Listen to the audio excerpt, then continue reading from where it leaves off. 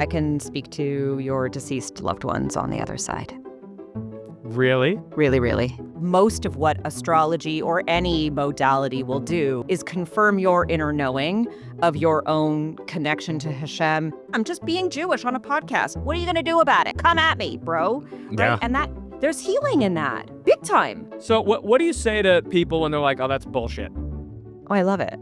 In a Being Jewish First, I'm going to turn it over to you. Yeah. And you tell me where we go from here. Welcome back to our summer edition of Being Jewish with Jonah Platt, 30 Minute Mensches. Same vibe, same tribe, shorter episodes.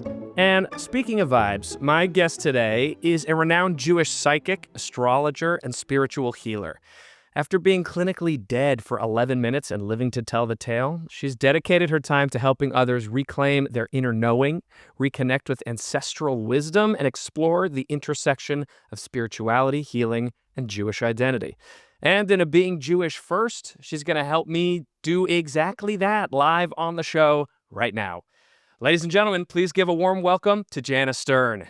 Hello. I'm so honored to be Hello. here. Thank you so much for having me. This is Oh, beyond exciting. I'm excited to have you because I have no idea what I'm about to get into, and I'm into it.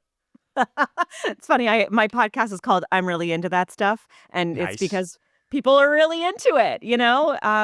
It's a wild world that we're in now. Yeah, I'm like trying to be more open and like tapping into energy and spirituality. I just, had my chart read by this Whoa. amazing Jewish priestess named Heather Colleen, and she did Amazing. Reiki, and so now we're doing whatever Jana does, and I feel like in a Being Jewish First, I'm going to turn it over to you, Yeah. and you tell me where we go from here. Well, first of all, I will say this wisdom is ours. It is ours, right? We follow the moon, we follow the mazals, the constellations. This wisdom is intrinsically ours, and it has been changed and kind of bastardized through millennia, but it's ours. And Kabbalah will confirm this a million times over. The metaphysics of our reality is absolutely something that we, the light bringers to this planet, have a deep knowing of. And one of my favorite things is to awaken and remind Jewish people in particular, but just all of the people really, that we have this beautiful light within us that we carry, that we're meant to radiate in a really specific way, right? And that specific way is best understood through your chart, through this first initial that we take into our bodies, and then we start screaming and crying oh my God, I have a whole life sentence. And then we kind of move through it, forgetting and then re-remembering. So I love that you're in your remembering. Yeah. I'm curious. Tell me a little bit about what you're remembering right now. Oh gosh. I don't know. I asked when I was having my chart read, I was like, what am I meant to gain from this other than, affirmation of things I probably am already in tune with about myself. Yes. And, if there was anything I learned, it was that, I learned that I am a Gemini moon sign and my wife is a Gemini sun. And there so you that go. there's I'm a Gemini moon too. Oh, so there you go. So there's a nice, simpatico there. But otherwise, it was a lot of just sort of stuff I'm already doing or already knew about myself. And I was like, yeah, that mostly tracks. Yeah. That's kind of the gift of having already done a lot of the intrinsic work on yourself and knowing yourself, is that most of what astrology or any modality will do is confirm your inner knowing of your own connection to Hashem and your own way of accessing the light through your vessel. What happens, I talk about it all the time, is the forgetting. The almost purposeful need to shut down those parts of ourselves, in particular, in our teens and 20s, which is how I landed in my 11 minutes of being out of this body. Which I want to hear about. Yeah. It really was born of just not trusting that I was good enough to stick around and stick it out for a lifetime in this body. It's a lot to hear voices. My biological father is schizophrenic, so hearing voices was immediately from very, very young. It was very scary, right? Yeah. And then I was like, but I do hear them. So what do I do? And I tried to escape it, literally, and then didn't didn't accomplish that mission. Thank God. I, had the choice to come back, and I did choose to come back into my body and live out a purpose of talking about spirituality and mental health and how those things really go together. Because when you, once upon a time, what we call crazy was a prophet, and Right. we've forgotten all of this godliness about ourselves, all of our different ways of tapping into what's beyond what we can see and smell and hear and feel and know. And so, yeah, now I get to just talk about all that stuff all the time. So when you were in those 11 minutes, Mm. you were you presented with a choice? Mm-hmm. Mm-hmm. Yeah. And was that the first time that you were like, oh, this is what I'm going to do with my life, or that had already been in the mix? I was in a very dark place at that time, obviously. In a third dimensional density kind of way. I was in a very, hard place. I had like a very full-blown eating disorder. I was very mentally unwell and having a very hard time not running away with my thoughts, so to speak. I'm a Pisces sun, so I'm always inventing something. Something's always rebirthing and dying, and I'm always out to lunch. And I always say, all my friends walked on the path, and I was somewhere on the side dancing with the fairies. Everybody got married and had babies, and I was like, what's over there? What are these crystals? That was Right. kind of that. When I was out of my body, I encountered my guides and some of my ancestors who had always been with me, who I had known were with me for my whole life. My great-grandmothers, my mother's mother's mother, and my father's mother's mother had been with me my whole life, and I knew them very, very, very closely to me in my psychic gift. And both of them said, it's too soon, but you can choose to go on or you can choose to go back. But here's the heartbreak that your family, your parents, your grandparents, your siblings will feel if you choose to go on. And I was like, oh, that doesn't feel good. I'm going to go back. So Wow. I did. Yeah. And then I've been able to connect with the other side through mediumship kind of all of my life since then. What does that mean? Like I can speak to your deceased loved ones on the other side. Really? Really, really. What is that experience like? It took getting used to. In what way do those presences, announce themselves to you? It's an energy. So I have a course on my website called Own Your Fucking Intuition that teaches you about exactly how to tap in with this. Because what I do is not really all that special. It's just that I let myself be crazy. And so in the crazy of it all, in knowing that there is a veil and there is a great beyond, and that when we exit our bodies, that there is a way to access messages and specific signs and symbols and numbers and other things. This is all like, this is gematria. This is, Kabbalah. This is all of the magic that is ours. When you let yourself kind of lean into that crazy, which like, thank you, schizophrenic father, for giving me the excuse on that one. I started to tap in more and more and more. And so for me, it comes through in clairaudience. So I have a listening, I have a hearing, I can hear voices, literally. And I also have a claircognizance. I have like a knowing, just like an inner gut feeling that tells me this, follow this. So like I would say for you, a big male presence comes through as just somebody who guides you. And I don't know if that's father or grandfather, but there is a presence of male like guide that has taken you through many different iterations of yourself, I imagine, through this lifetime. So what do you say to people when they're like, oh, that's bullshit? Oh, I love it. Like, okay, cool. Let me get into it with you then. Those are my favorite kind of people because the thing is, like, this whole entire reality is completely make-believe. The one that we're Like, living in. That's right. All of it. Say more. Okay.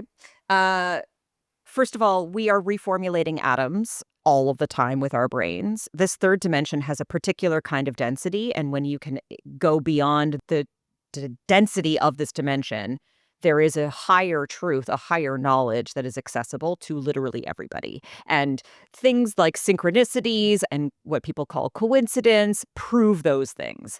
And there is a theory that we are living in like a multidimensional possibility where many different lives are all being lived out at once. Right. And as you make choices, you sort of choose into one dimension, one future, one reality or another. you can literally manifest pretty much anything. And we're really coming to understand this, and people like Dr. Joe Dispenza and other like real thought leaders are moving in the direction of this. Even somebody like Einstein could similarly prove types of, manifestations. You're going to literally focus on something, and as you're focusing on it, this is physics, you can either observe it or you can receive it. When you are observing it, then it lands where you're observing it. So what you're manifesting in your life, what you're creating in your life is constantly being created by the thoughts that you think, by the beliefs that you hold, and by what you believe to be true about yourself and your life. So, Right. for example, in a more practical kind of way, let's say that you believe that that you have to like work really hard to make money. And if you don't grind and grind and grind and grind and grind, you're not going to make a lot of money. Well, you're going to keep manifesting a life that feels really, really hard. But as soon as you change the belief, suddenly life becomes a lot easier. Doors start opening and you start to just Right. like money just finds you, right? And Mm-hmm. these kinds of manifestations they're becoming so easy for people as time wears on because we are connecting with ourselves differently. This is why the rise in mental health speak is changing, and why things like crystals and astrology are trending so much, because that is how our ancestors throughout time immemorial have actually accessed reality. And what I believe is that a lot of it has been shut down for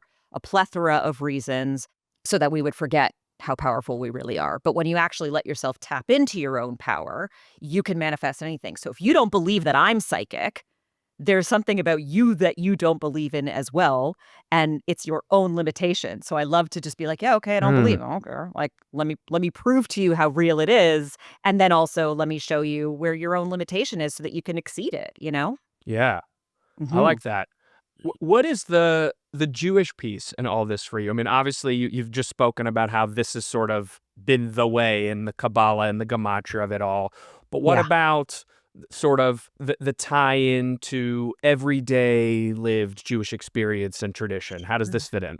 We can start with Shabbat, right? Mm-hmm. Where we are calling in the light every single week with our candles, right? We light, we call in the light. We actually say, "Here I am. This is the nourishment. This is the challah. This is right. And then here is my wine. This is my divinity. This is my spirit that I'm ingesting." Right? That's what spirits. We call them spirits because they are Mm. that.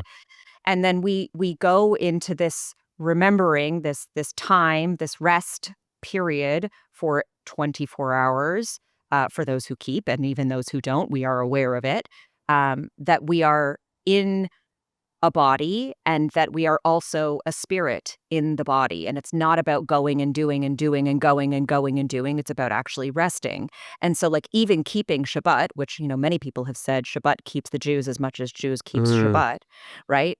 And that is because like it really is this deep, deep, deep spiritual practice that we kind of hold through. We've made it a million things. Now it's about the like time where everyone is in together as a family and blah, blah, blah, blah, blah, blah, blah, Right. or whatever. But really, it's like this big, we are light and we are calling in the light. We are calling in the correct spirit through the wine. We are calling in the nourishment through the challah, and then everything that comes with it, right? That's just like one little piece of it.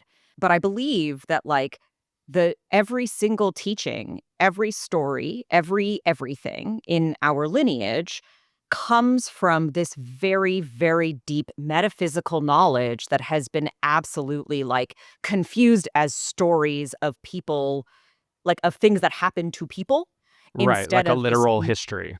Right. Which maybe, but Right. also as a species, all we are stories. And so when you look at how the Parshut uh, line up with what's happening in Israel, it's mind boggling. You're What do you like, mean? okay, so Lining up what's happening today?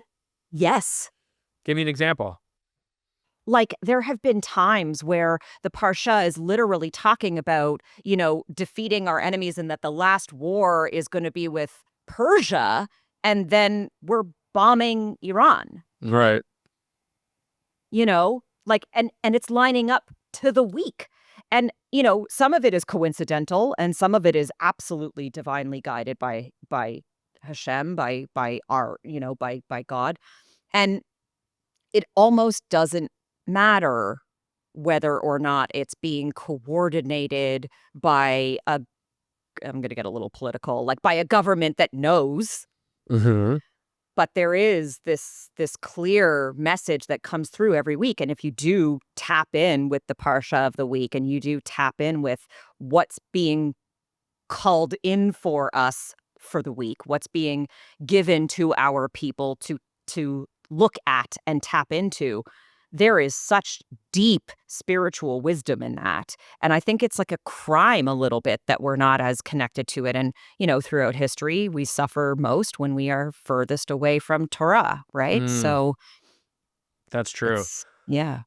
How do you distinguish between what is a coincidence and what is, to use your word, coordination or a Mm. divine, plan? I mean, I don't even believe in coincidence. I think everything Mm, is coordinated, especially like by Hashem for sure. Everything. I think every person that you meet on the street, every smile that you exchange with a stranger, every experience that you experience with your loved ones, I think all of it is coordinated for you to reach a self that is in remembrance of all the things that you might have forgotten. how does that jive with tragedy? On the other side, as I understand it, there is expansion that happens for those who are still in this dimension. So when somebody that you love crosses over to the other side, there is something that you receive. How you choose to act on that with your own free will could be to embody the majesty and the wonder and the beauty of that lesson. Or it could be to fall into victimhood of having lost that person. You have a choice always. And sometimes it doesn't feel like a choice. And in some moments it isn't. But it really big picture is. And so when tragedy happens, it's sort of like, well, what am I learning? What did my soul come to ask for? Was I meant to learn letting go? Obviously, yes. Was I meant to learn forgiveness? Obviously, yes. Was I meant to learn understanding of who I am and who I was to this person, who I was with this person? How did I see myself? What did I become in their reflection? Because nothing really happens outside of ourselves, right? Everything is just a divine mirror for ourselves. And we forget a lot because we think I am me, but really we're not. We're part of the everything. We're part of this oneness, right? Especially as Jews. So there's like a separation that we've imagined in this dimension, which is why I say it's all make Mm-hmm. believe. And that separation is truly fictitious. So when you let yourself tap into that you're part of everything, you don't lose anyone ever, really. What about for the person who themselves is crossing over? Well, I don't want to die so somebody can learn a lesson. You know what I mean? We're all gonna die, babe. Well, of We're all gonna course. I die. don't want I don't want to die, violently in my youth. Thursday Right. by I don't want to terrible. get I don't want to get hit by a bus tomorrow. Nobody does, and also, it will happen for all of us at some point in some way. I mean, didn't 2020 teach us that? We're all going to die, and how and when and where is not up to us. That's like he's planning. He's got a plan. God willing that we all get to pass in our beds peacefully. Are we all going to? Likely not. Right. Right? And so how it happens sort of doesn't matter. What really matters is how are you living? Are you living like it might be a bus tomorrow, so today is everything that there is. I better make the most of it and live fully in my power, in my closeness to Hashem in whatever way that feels good for me, you know? You have said that you come from a line of intuitive Jewish women. What does that mean? Mhm. Oh my God. You have a Jewish mother. You know exactly what it means. I mean, I know what it means, like, for me, but I'm not, Mhm. somebody who then, considers myself, a spiritual healer or whatever. But I Right. have, amazing Jewish women in my life. But it But I sounds do like need you're you to know that you are an amazing Jewish spiritual healer, and I sort of called you out on that in the beginning of this before we started recording, which is you that you did. absolutely hold a space for many people to heal the world and heal themselves as Jews by holding space in this podcast for Jewish people to just speak their truths and be real and feel seen and heard. So absolutely, my friend, you are a Jewish healer with a very intuitive Jewish mother from what I have seen. I love that. I mean, I haven't thought about myself in those terms. And, as if you've listened to the pod, which it sounds like you obviously have, Yes. I struggle with the unseeable and the Mm. spiritual and the Mm-hmm. divine and all of that stuff. Mm. I'm so brain-based. It can be really tough for me. And That this, Gemini moon. and this actually came up in the reading of like, Sure. for me to sort of validate and understand an emotion, I have to be able to sort of understand it mentally first, and then I can sort of Yes. understand it in my body. It's like not the other way around. So while I understand what you're saying in terms of healing on a sort of like the mechanics of what I'm doing and practically how it's playing out, Mm-hmm. to me it doesn't feel necessarily like spiritual, but I want it to. And it's But like, it this man has a feels, podcast called Being Jewish and thinks it's not spiritual in essence. That's amazing. when you put it like that. And it was given to you that way. Like that's how you label it. That's how you call it, right? And Mhm. so in calling it that, you really are, it is intrinsically spiritual, which is like very, very Gemini moon. It is the plight, Mr. Platt, of having a Gemini moon because you have this multiplicity. Gemini is two sets of twins above and below. So there is a male set and a female set, and one from the male is up and one from the male is down and one from the female is up and one from the female is below. And what that means is everything is possible in the mind, everything is possible in reality, and in a very kind of mercurial way. You need to be able to rationalize it in order to be able to actually emote it. So I get it on like the deepest level. And it very much like how people access healing in the wounds that they are carrying. Specifically, I want to say for the Jewish community, the wound Mm. that we carry is being so deeply misunderstood and unseen and shoved into something that is so false and such a lie to who we really are. Like we are generous and kind and giving as a community. That's what we're Totally. based about. Right. And somehow it's been like twisted into something and we're like, what the actual is going on? Like Yeah. what is happening? And so to heal that in any way, to just be Jewish as a podcast is like Mhm. revolutionary a little bit. It changes something in what's possible. Yeah, I'm just being Jewish on a podcast. What are you going to do about it? Come at me, bro. Right? Yeah. And that there's healing in that. Big time. For folks in my audience who are like, okay, I want to go down this road a little bit. Yeah. I want to be more open to some of this stuff. I want to invite this in. What can we do? First of all, you can, start to ask yourself, like, who do I want to be? That's a question people don't really spend a lot of time on. But who do you want to be? And then what are you doing that's out of alignment with that? I always say, get a reading from whomever to understand what did you come here for? What have you been purposely forgetting? What have you been shutting down in yourself? Especially for people who are parents, because your children who just arrived from source, they haven't forgotten yet, but your crap behavior is going to make them forget. So go ahead and fix that problem quick. I definitely feel like as a parent, like one of my Mm. jobs is essentially to protect to the best of my ability my children's essence Light. as Yes. the world tries to shape it and change it. Yes. Yes. Yes. Yes. And the best way to do that is to know when you get angry, what is really angering you? Because it's not your 3-year-old or however old they are. It's the part of you that has to shut something down in yourself in order to show up the way that this dimension wants you to fit in. But really, there's a higher you that knows that what you should be doing is something drastically different than that. And if you didn't keep shutting it down in yourself, you would feel so alive that you wouldn't shut it down in your children when they behave that way, Mm-hmm. right?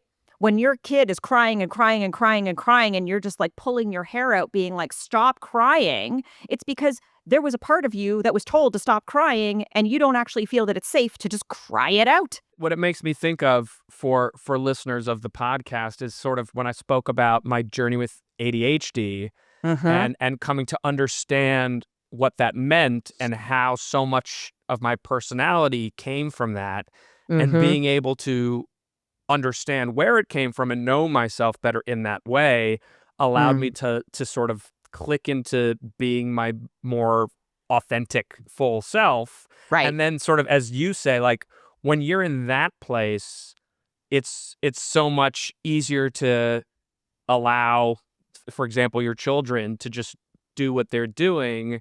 Yep. And of course you need to, steer them, but in a way that feels calm and right Regulated. and regulated, and not like, just emotional outbursty. Mm-hmm. Exactly. And, ADHD and autism to me is a spectrum of light wherein you are just simply receiving more codes of light in your consciousness, in your knowingness. And it is hard to hold that. And in some instances, it's hard to even put language to it. You've been taught through school and everything else that you had to fit into a particular kind of box, but couldn't. And so unlearning again that, you forgot all of the magic to try to fit into the box. And then Mm-hmm. you have to remember, what are the ways that I put myself in those boxes? What boxes am I uncomfortable in? And who was I designed to be that is as big as infinite stars and space? For me, I still struggle to get to some of the more majestic language and imagery that you Sure. access more easily.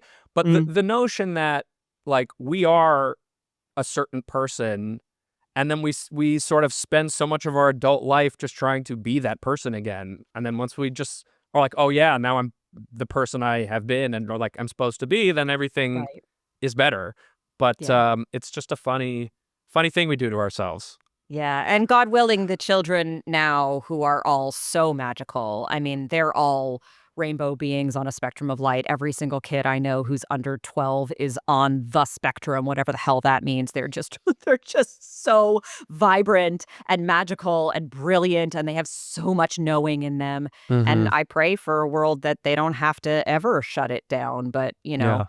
I watch their parents. This is as a woman with no children, I watch their parents and I see how much unconsciously the parents who don't know themselves in the ways that they could shut down in their children what is alive or has been snuffed out in themselves. They snuff it similarly, Yeah. not on purpose. It's Of course not. unconscious, but that's why I think having somebody who can guide you through life to see what you're doing is helpful. Jana, anything else you want to say about me or guide me through my life? Hmm. Yeah. Oh, first of all, the first thing is to never stop until you think it's time to stop. You'll know when, and until then, just keep going. There is an uncovering that you're doing in this lifetime for so many people. And I know that you think that you're just having conversations with interesting people, and you are.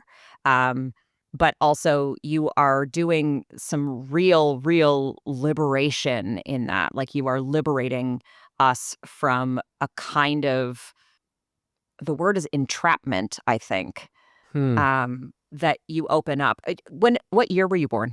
86. Okay, so your Pluto's in Scorpio too. So you're really here to like serve the collective karma in a really personal kind of way.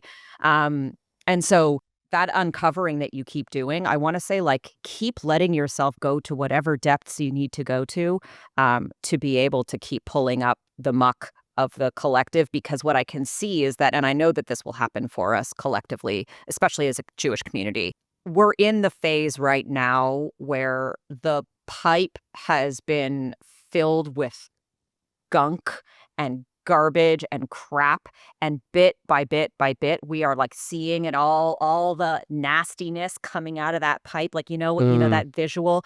But the clear waters will come, and the gift of you and this podcast is that you are flushing the system in a way that creates that flow to happen for us all as a as a planet, not just specifically as a Jewish community, but like as an everybody. And, the way you're doing it is with so much grace. You show up all the time with a true essence of like, I'm just going to say it and see what comes. And there's a magic to that. There really, really is. So, thank you. And please keep going until the time comes that Spirit and Hashem guides you to say, I'm going to rest now. You'll know when the time comes, and the waters will be flowing quite clean at that point. But we're not there yet. So thanks for flowing. Ugh. Jana, if people want to connect more with you and learn more from you or be guided by you, where do we send them? janastern.com. That's a great place to find me. You can subscribe to whatever. I have an email that goes out sporadically called Orbit and Anchor. It talks about what's orbiting in the planets right now, and then has a meditation to anchor you in. And you can hit me on all the socials, which is Jana Stern Healer, JanaStern Healer, on all the things. It'll be in the show notes too, so you can just click away. Jana, thank you so much for your wisdom and your openness and sharing your time with me today. It's been such a pleasure. Thank you. It's been a gift. All right. She's a mensch. It's been 30 minutes. I'm Jonah Platt. Namaste.